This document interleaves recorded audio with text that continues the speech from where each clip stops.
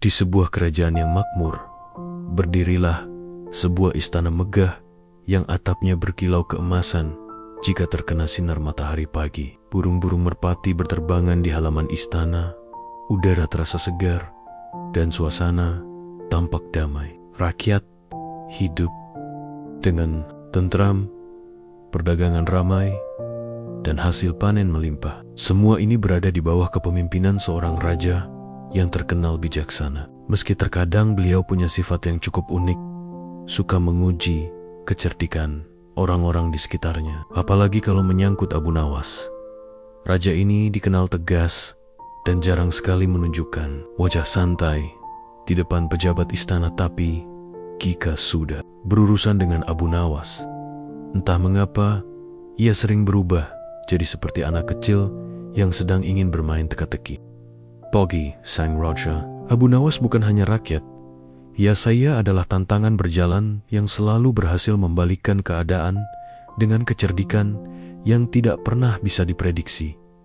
Pagi itu, raja duduk di singgasananya, mengenakan jubah kebesaran berwarna merah marun dengan benang emas berkilau.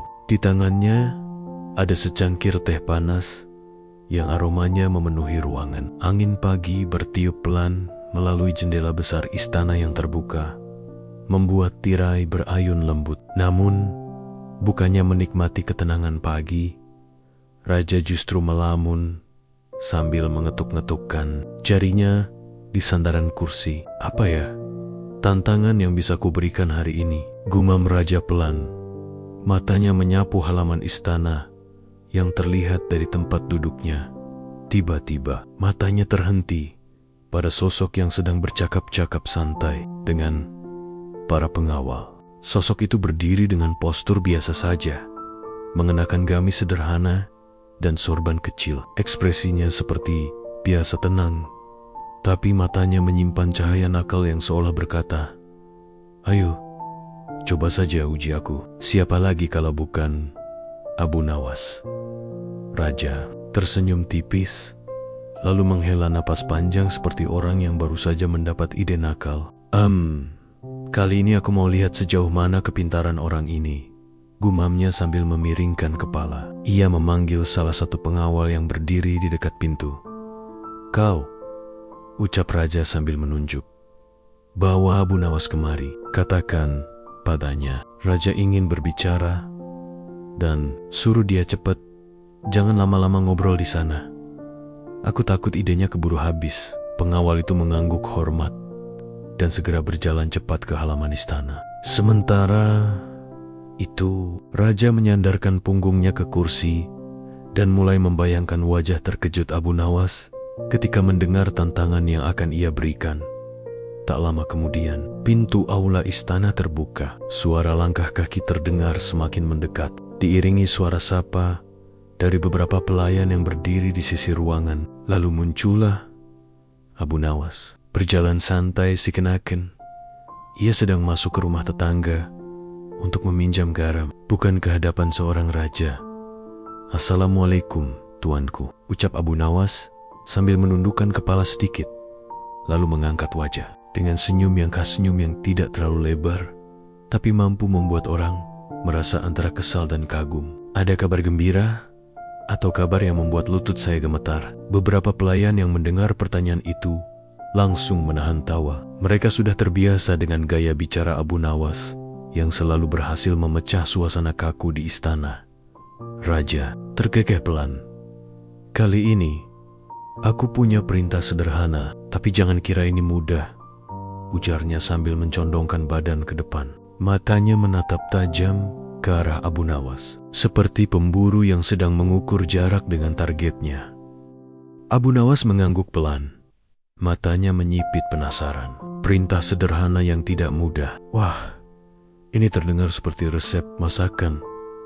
Bahannya sedikit, tapi masaknya bisa 3 jam. Raja menahan tawa dan melanjutkan. "Abu Nawas, aku ingin kau menghilang dari mataku selama 3 hari. Dan ingat, para pengawal akan mencarimu siang dan malam. Kalau mereka berhasil menemukanmu, kau akan menerima hukuman. Tapi, kalau kau benar-benar menghilang, aku akan memberimu hadiah besar. Beberapa orang di ruangan itu saling pandang. Tantangan ini terdengar mustahil, apalagi bagi seseorang yang namanya sudah terkenal di seluruh penjuru kota. Bagaimana mungkin Abu Nawas bisa menghilang selama 3 hari penuh, sementara para pengawal kerajaan akan berkeliling mencarinya?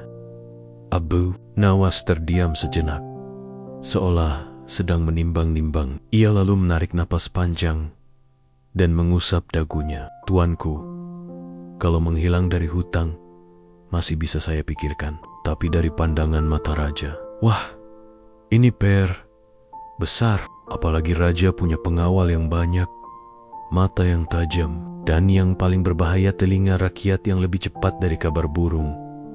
Raja tertawa keras. Suaranya bergema di ruangan. Itu tantangannya. Besok pagi, tantangan dimulai. Abu Nawas membalas dengan senyum santai. Baik, tuanku. Kalau begitu, izinkan saya pulang lebih awal hari ini. Siapa tahu saya butuh latihan untuk menghilang. Tapi janji ya, kalau saya berhasil, hadiahnya jangan sekadar janji manis. Raja sambil mengangkat tangannya, kau akan mendapat hadiah yang setimpal. Asalkan kau bisa membuktikan bahwa kau memang pintar, bukan cuma pandai bicara. Dengan itu, Abu Nawas menundukkan kepala dan melangkah keluar dari aula istana. Tapi dalam hatinya, ia mulai memikirkan cara yang tidak biasa. Menghilang itu satu hal, tapi menghilang dari pandangan raja sambil tetap berada di dekatnya, itu tantangan yang akan membuat kepalanya bekerja keras.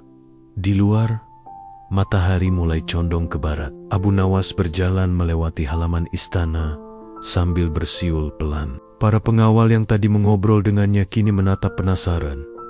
Salah satunya bertanya, "Ada apa tadi Abu Nawas? Raja memanggilmu untuk apa?" Abu Nawas tersenyum licik.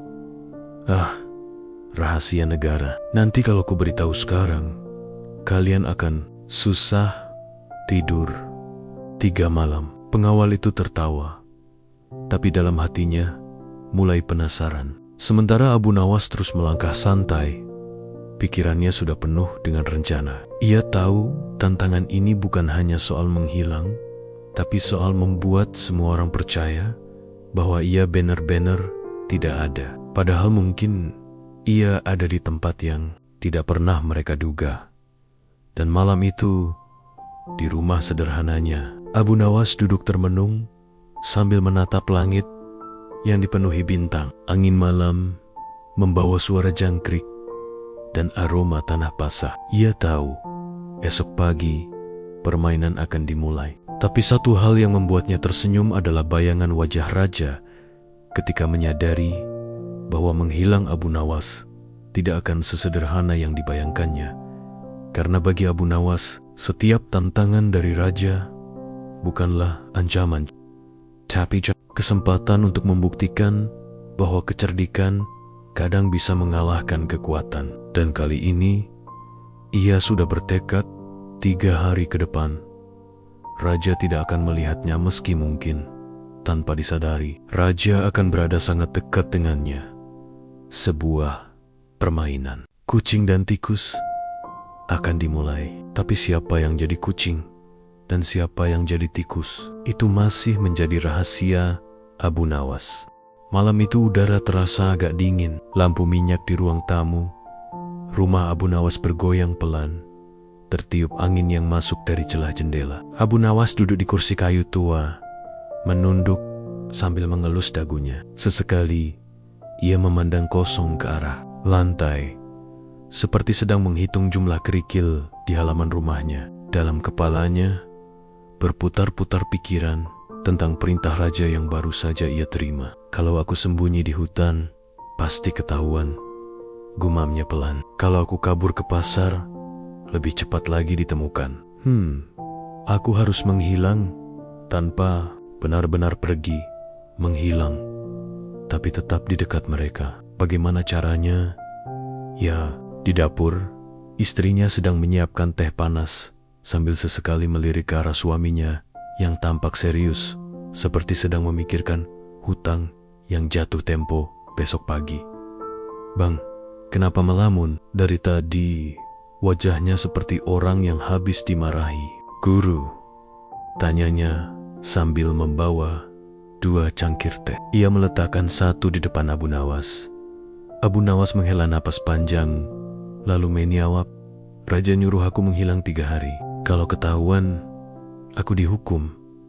Kalau berhasil, aku dapat hadiah." Istrinya mengangkat alis. "Ya sudah, sembunyi di rumah saja. Tutup pintu, matikan lampu, pura-pura tidak ada orang." Abu Nawas tertawa pelan. "Ah, itu sama saja bunuh diri. Rumah kita ini seperti pos satpam bagi pengawal raja. Mereka pasti memeriksa tempat ini setiap hari. Bahkan kalau aku pura-pura tidur di kolong meja pun, mereka akan tetap menemukan aku." Pengawal raja itu ibarat ayam mencari jagung. Sekali lihat langsung disambar.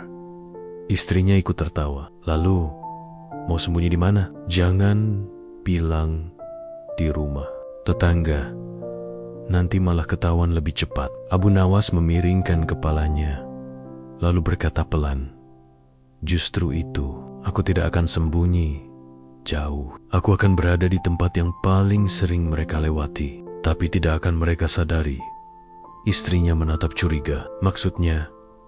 Abu Nawas tersenyum misterius, tidak langsung menjawab. Ia menyeruput tehnya pelan-pelan, seakan-akan setiap tetes minuman itu sedang memberi inspirasi. Begitu cangkirnya kosong, ia berdiri, mengambil sorban lusuhnya, dan berkata, "Aku harus keluar sebentar.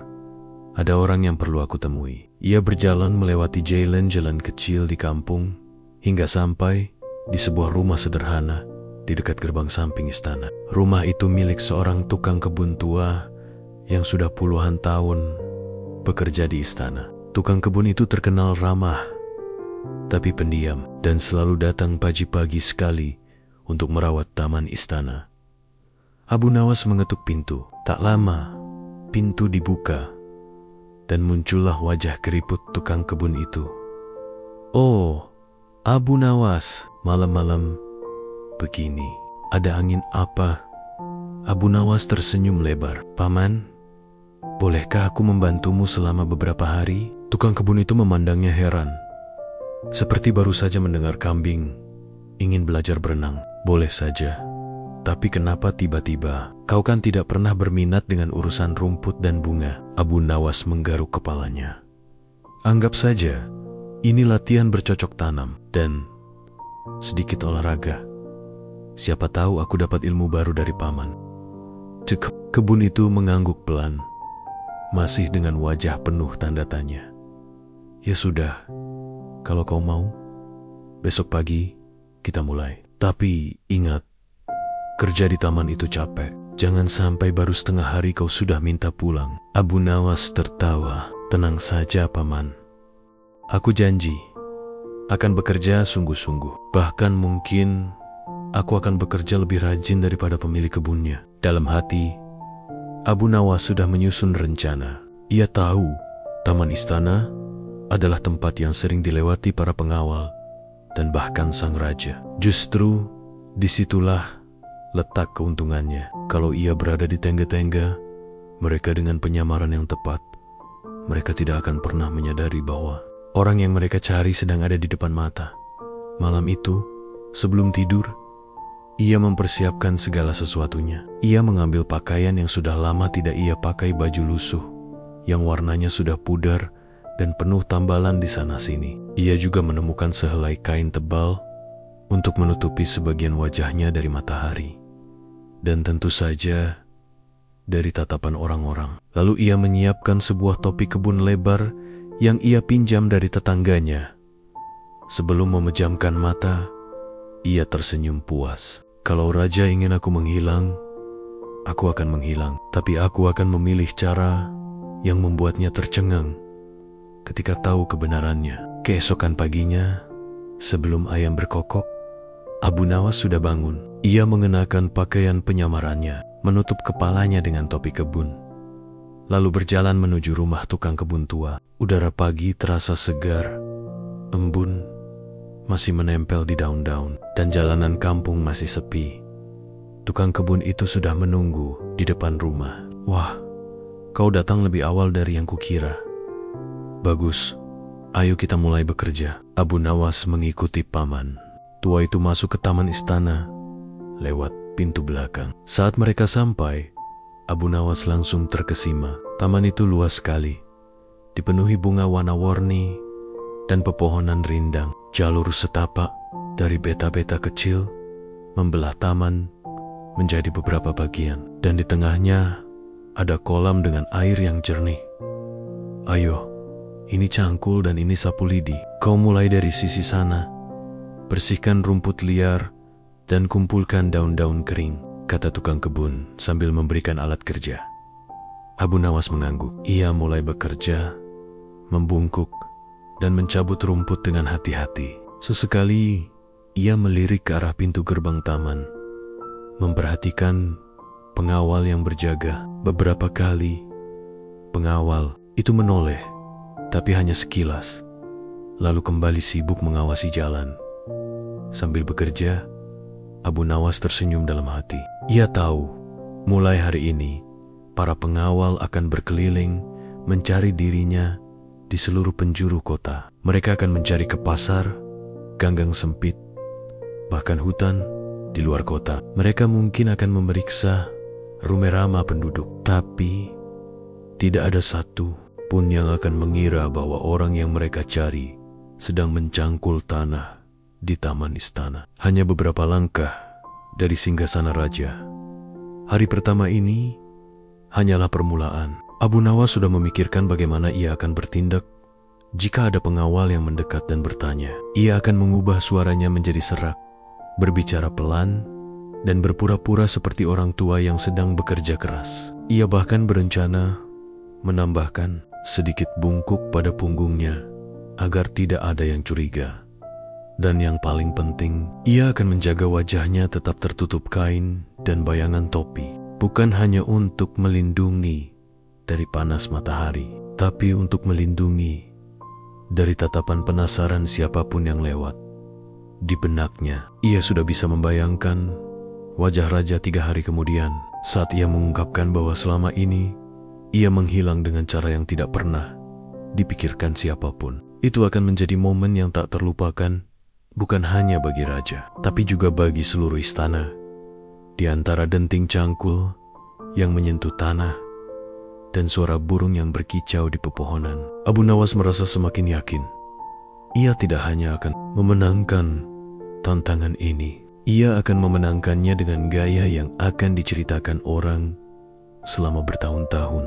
Pagi itu, udara masih segar ketika lonceng kecil di menara istana berdentang pelan, menandakan hari baru dimulai. Langit masih semburat oranye, tapi halaman istana sudah dipenuhi gerakan. Para pengawal raja bergerak cepat, bersiap menjalankan tugas khusus yang sudah diumumkan semalam mencari Abu Nawas. Suara perintah terdengar tegas dari kepala pengawal. "Ingat, raja memberi waktu 3 hari, siang dan malam. Kita harus mencarinya. Jangan sampai dia lolos. Kita akan menyisir pasar, masjid, rumahnya, dan setiap gang di kota ini. Kalau perlu, periksa semua lumbung dan gudang. Dengen yang mungkin lebih besar daripada saat berburu penjahat." Para pengawal bertebaran ke segala arah. Sebagian masuk ke pasar, menyibak kerumunan pedagang yang baru membuka lapak. "Ada lihat Abu Nawas?" tanya mereka pada seorang penjual sayur. Penjual itu menggeleng. Lalu mereka bertanya lagi pada penjual kurma, penjual kain, sampai pedagang ayam. Jawabannya sama, tidak ada. Sementara itu, tim lain masuk ke masjid-masjid. Mereka memeriksa sadit-sadit gelap di dekat tiang, berharap Abu Nawas sedang tertidur di sana.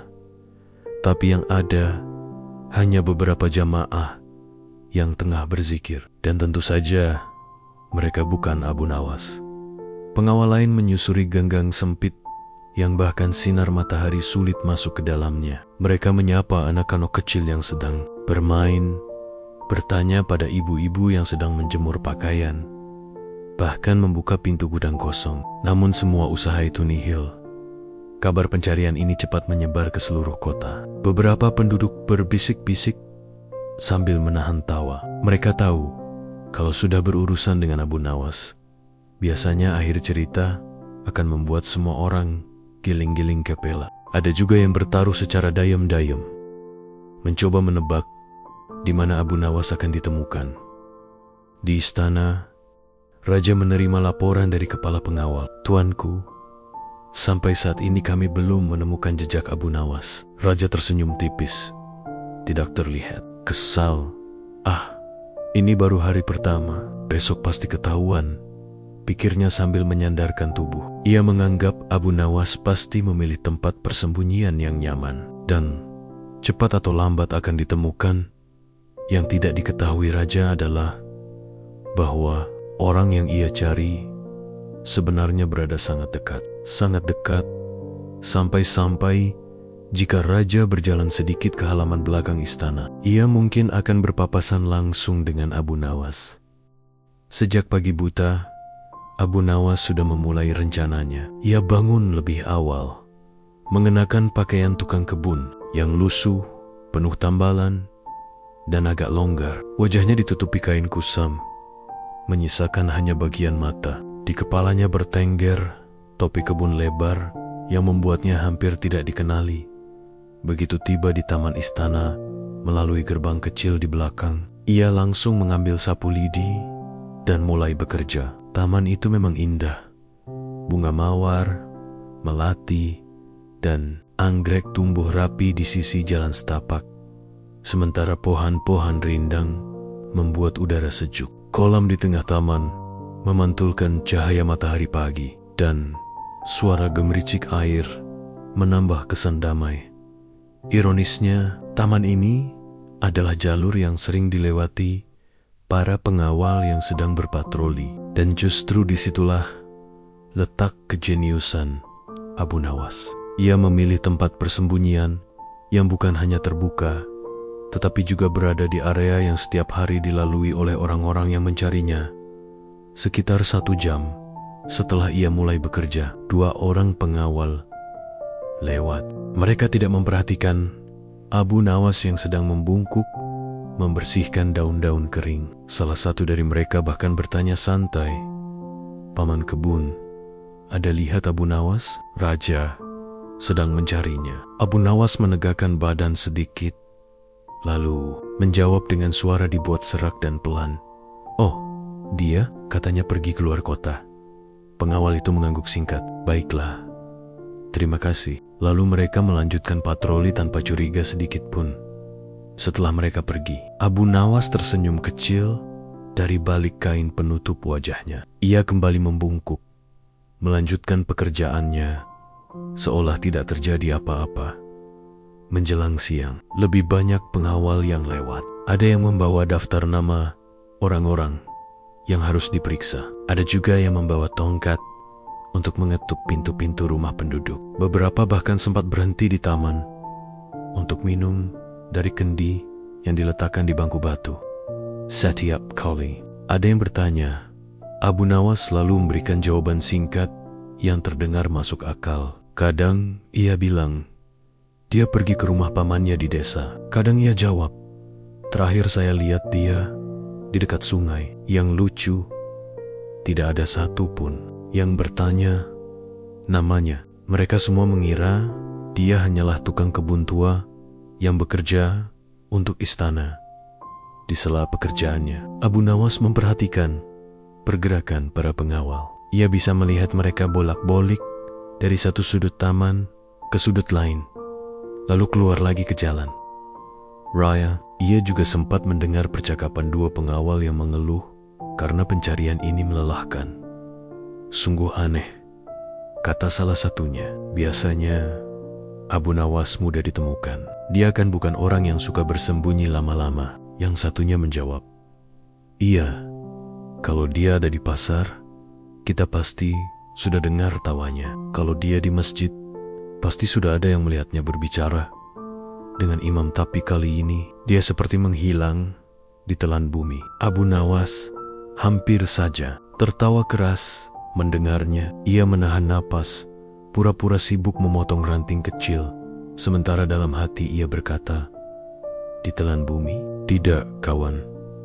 Aku hanya ditelan oleh taman istana." Menjelang sore, matahari mulai condong ke barat. Para pengawal yang kelelahan mulai kembali ke pos masing-masing untuk berganti giliran. Abu Nawas tetap di taman, menyapu daun dan merapikan pangga. Sesekali ia melirik ke arah pintu utama istana, memastikan tidak ada tanda-tanda raja akan datang mengejutkannya saat senja tiba. Ia pulang bersama tukang kebun tua, berjalan santai melewati gerbang kecil yang sama. Sepanjang jalan pulang, ia mendengar kabar dari penduduk bahwa pencarian hari ini tidak membuahkan hasil. Beberapa orang bahkan mulai membicarakan kemungkinan bahwa Abu Nawas benar-benar meninggalkan kota.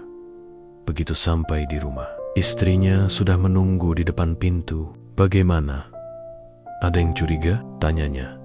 Abu Nawas menggeleng sambil tersenyum lebar. "Tidak ada. Bahkan mereka bertanya padaku tentang diriku sendiri, dan mereka percaya semua jawabanku." Istrinya tertawa sampai menutup mulut. "Jadi bekerja di taman istana seharian, dan mereka tidak sadar?" "Betul," jawab Abu Nawas. "Kuncinya adalah menyamar dengan sempurna dan bertindak seolah-olah aku memang bukan orang yang mereka cari. Kalau kau percaya pada peranmu, orang lain pun akan percaya." Malam itu, Abu Nawas tidur nyenyak. Ia tahu besok pencarian akan semakin gencar. Tapi ia juga tahu bahwa semakin gencar mereka mencari di tempat-tempat jauh, semakin aman ia di tempat yang justru paling dekat. Yang ia tunggu sekarang hanyalah momen ketika raja akhirnya tahu kebenarannya, dan saat itu tiba. Ia yakin tawa raja akan lebih keras daripada teriakannya saat memberi perintah 3 hari yang lalu. Hari kedua dimulai dengan udara pagi yang segar. Matahari baru saja menampakkan sinarnya, dan istana sudah terlihat sibuk. Para pengawal berjalan cepat sambil memegang daftar tempat yang harus mereka periksa. Nama Abu Nawas menjadi kata yang paling sering terdengar pagi itu. Semua orang tahu tantangan kali ini bukan sekadar permainan biasa. Raja sendiri yang memberikan perintah, dan Abu Nawas terkenal licik sekaligus cerdik. Kalau dia bisa menghilang selama 3 hari penuh, artinya hadiah besar akan berpindah tangan. Tapi kalau ketahuan, hukuman berat menantinya. Namun, hingga hari kedua ini, tak ada tanda-tanda keberadaan Abu Nawas. Para pengawal sudah memeriksa berbagai tempat. Mereka masuk ke rame-rama penduduk, memeriksa setiap sudut pasar Baken Edayang, nekat memanjat pohon besar di pinggiran hutan untuk memastikan Abu Nawas tidak bersembunyi di atas. Hasilnya tetap sama nihil. Raja mulai merasa ada yang aneh. Dia duduk di singgasana sambil mengernyitkan dahi. Bagaimana mungkin mereka tidak menemukannya? Abu Nawas itu bukan burung yang bisa terbang, bukan juga ikan yang bisa menyelam di laut. Dia pasti ada di sekitar sini, gumamnya sambil menggatuk getikan jari di sandaran kursi. Salah satu penasihat kerajaan mendekat. "Tuanku, mungkin Abu Nawas sudah kabur jauh dari kota." Raja menggeleng. Tidak mungkin. Abu Nawas itu pandai bicara, tapi dia bukan orang yang suka bepergian jauh tanpa alasan. Apalagi, aku yakin dia tidak membawa bekal banyak. Kalau dia kabur, pasti ada yang melihatnya di jalan. Kekerigan Raja semakin. Akhirnya ia memutuskan, "Baik, hari ini aku sendiri yang akan ikut mencari. Aku ingin tahu di mana orang itu bersembunyi." Beberapa pengawal mencoba mencegah. "Tuanku, biarkan kami saja yang mencari. Tugas raja bukanlah Raja Memetong. Bukan urusan kalian. Ini bukan soal mencari orang biasa. Ini soal menguji kecerdikan Abu Nawas. Kalau dia memang pintar, aku ingin melihatnya sendiri. Kalau dia kalah, Aku ingin menangkapnya langsung dengan tanganku. Tanpa banyak bicara, raja pun berangkat. Ia memakai pakaian sederhana agar orang tidak terlalu mengenalinya dari jauh. Di tangannya ada tongkat kayu, seolah-olah dia hanya seorang bangsawan yang sedang berjalan-jalan. Beberapa pengawal mengikuti dari jarak aman, siap membantu jika diperlukan. Tempat pertama yang ia datangi adalah pasar. Pasar hari itu ramai. Para pedagang berteriak menawarkan dagangan. Aroma rempah-rempah bercampur dengan bau ikan asin memenuhi udara. Raja berjalan perlahan, matanya memperhatikan setiap wajah yang lewat. Ia sempat menghampiri seorang penjual sayur. "Paman, apakah kau melihat Abu Nawas?" Si penjual menggeleng cepat. "Oh, kalau Abu Nawas, terakhir saya dengar dia itu dikejar pengawal, tapi kemarin tidak ada kabarnya lagi, tuanku." Maksud saya tuan." Raja hanya mengangguk dan melanjutkan perjalanan. Ia lalu ke hutan kecil di tepi kota. Di sana, ia memeriksa setiap semak dan celah pohon. Beberapa kali ia melihat sarang burung, tupai yang melompat-lompat, dan seekor kambing yang entah milik siapa sedang asik memakan rumput. Tapi tidak ada tanda-tanda Abu Nawas. Setelah hampir setengah hari berjalan, Raja mulai merasa lelah. Aneh, kemarin dan hari ini sudah digeledah, tapi hasilnya kosong. Apakah dia menyamar? Atau jangan-jangan dia bersembunyi di tempat yang justru tak terpikirkan oleh siapapun, gumam Raja. Akhirnya, ia memutuskan kembali ke istana untuk beristirahat sebentar sebelum melanjutkan pencarian. Saat berjalan menuju pintu gerbang istana, ia melewati taman istana yang luas. Taman itu indah, penuh bunga warna-warni dan pohon-pohon rindang.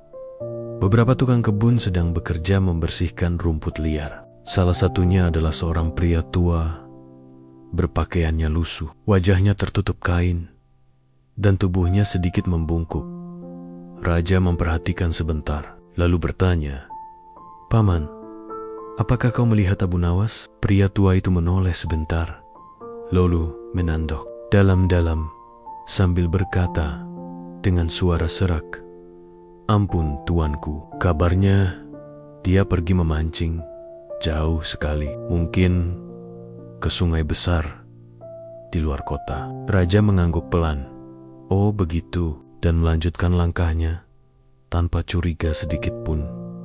Begitu Raja menjauh, pria tua itu mengangkat sedikit kain penutup wajahnya.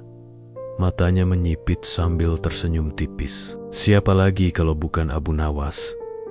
Dalam hati ia bergumam, menghilang itu ternyata tidak harus pergi. Yang penting, orang-orang tidak mengenali kita. Hari kedua pun berakhir dengan Abu Nawas masih aman dari pencarian. Tapi dalam hatinya, ia tahu hari ketiga akan menjadi yang paling sulit. Raja pasti akan mencari dengan cara yang lebih cerdik. Abu Nawas harus bersiap, karena satu kesalahan kecil saja bisa membuat rencana ini berantakan. Namun di sisi lain, ia juga tak sabar melihat wajah Raja ketika mengetahui kebenarannya nanti.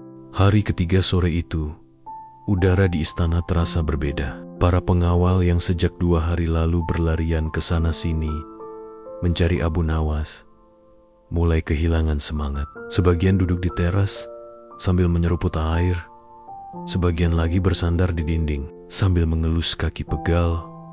Raja yang melihat wajah-wajah lelah itu hanya menghela napas panjang. "Sudahlah, cukup. Kalian sudah keliling pasar, masuk hutan, tanya ke penduduk, bahkan sampai periksa sumur. Kalau sampai sekarang belum ketemu, berarti Abu Nawas memang benar-benar berhasil menghilang. Besok kita panggil dia untuk menerima hadiahnya. Aku menyerah." Para pengawal saling pandang. Ada yang liga, ada yang masih penasaran, tapi perintah Raja jelas. Pencarian dihentikan. Malam itu, Abu Nawas yang sedang duduk di gubuk kecil dekat taman istana hanya tersenyum. Ia melihat bintang-bintang, menghela napas lega. 3 hari di taman istana, dekat sekali dengan mereka. Tapi tidak ada satupun yang curiga.